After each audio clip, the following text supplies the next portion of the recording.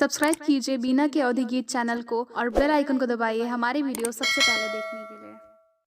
बैठौ न विप्र हो चंदन पीड़ैया, खोली देता पोथिया पुराण। बैठौ न विप्र हो चंदन पीड़ैया, खोली देता पोथिया पुराण।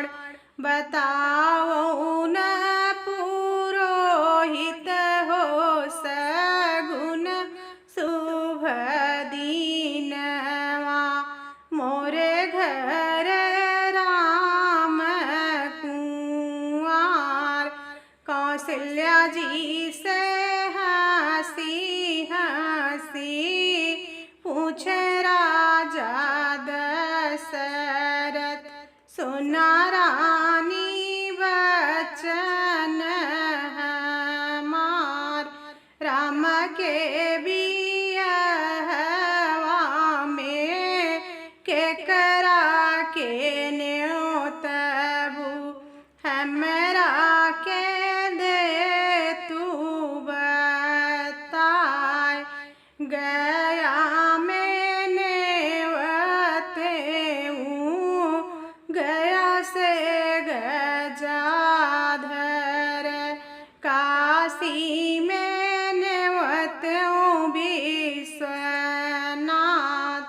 गया में नेवतों,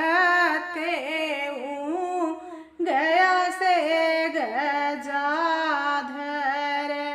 काशी में नेवतों विश्वनाथ। एक नाही नेवतों आपन बीरनवा, जिनसे मोरा मन से वियोग। एक नाही नेवतों आपन बीरनवा, जिनसे मोरा मन से वियोग। रोवली कौशल्या रानी नयन ढूरे आंसुआ, व्यर्थ जिनगिया हमार। रोवली कौशल्या रानी नयन ढूरे आंसुआ, व्यर्थ जिनगिया हमार। राम के बियाहे में बीरन नाही आई है, का कही है अवध के लोग। राम के बियाहे में बीरन नाही आई है, का कही है अवध के लोग। गया से आई, गया से गजाधर, काशी से आई विश्वनाथ।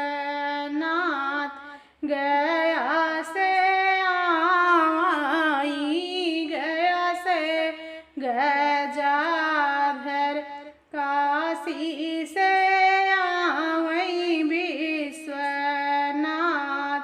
नैहर से आई गए मोरा बीरनवा, सुना चेरिया रज हमार। नैहर से आई गए मोरा बीरनवा, सुना चेरिया रज हमार। घोड़ा हिन ही नायल बीरन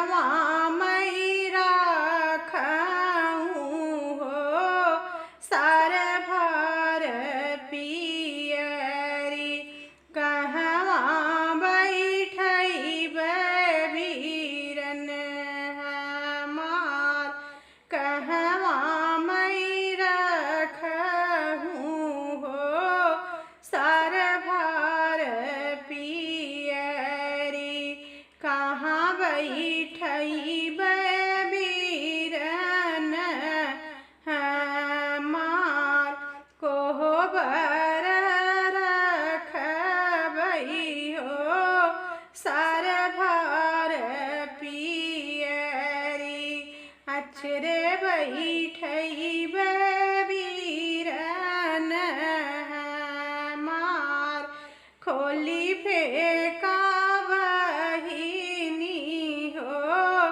दक्षिण चीर सड़िया पहिरऊं पियरी चटकोर